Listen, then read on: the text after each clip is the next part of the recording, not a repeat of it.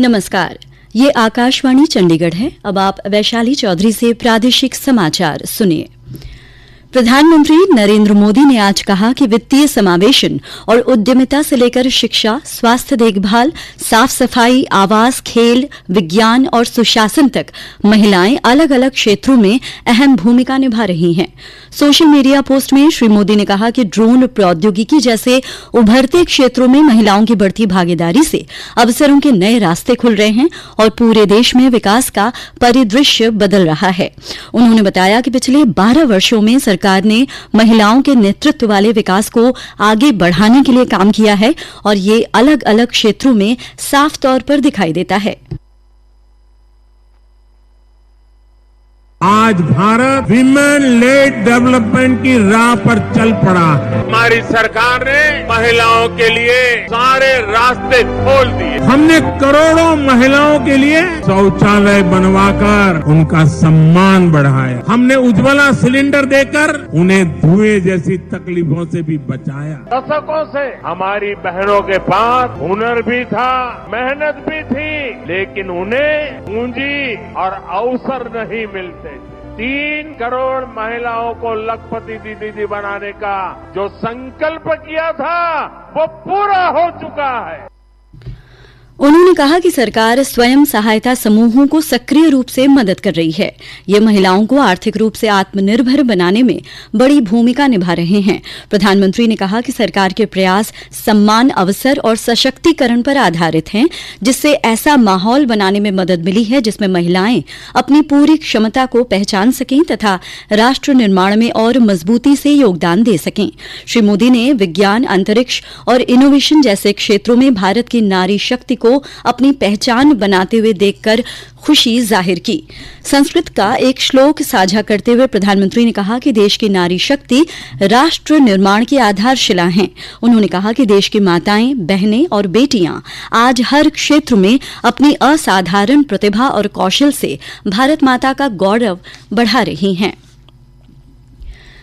केंद्र सरकार ने साइबर अपराधियों द्वारा सुरक्षा प्रणालियों को भेदने और वित्तीय व्यवस्था को निशाना बनाने के बढ़ते खतरे के बारे में चेतावनी जारी की है।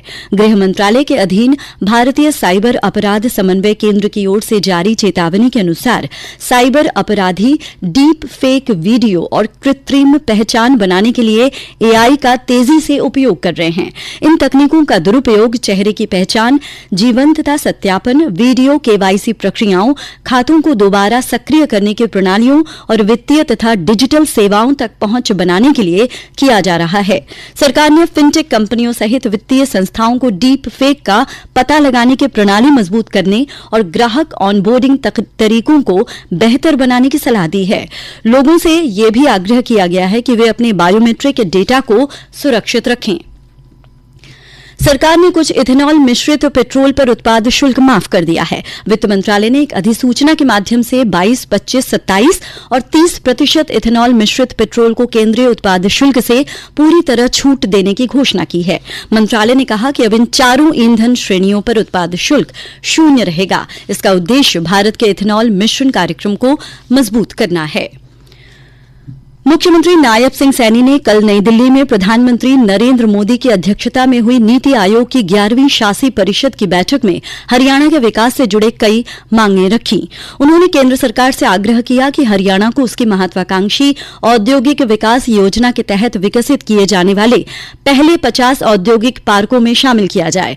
उन्होंने हरियाणा को सेमीकंडक्टर, डेटा सेंटर और इलेक्ट्रॉनिक्स निर्माण हब के रूप में विकसित करने के लिए एक विशेष प्रोत्साहन पैकेज देने की भी मांग की। इसके अलावा उन्होंने हरियाणा में राष्ट्रीय स्तर का आर्टिफिशियल इंटेलिजेंस उत्कृष्टता केंद्र स्थापित करने और एआई वैश्विक क्षमता केंद्र के विकास के लिए एक विशेष केंद्रीय पैकेज देने का अनुरोध किया।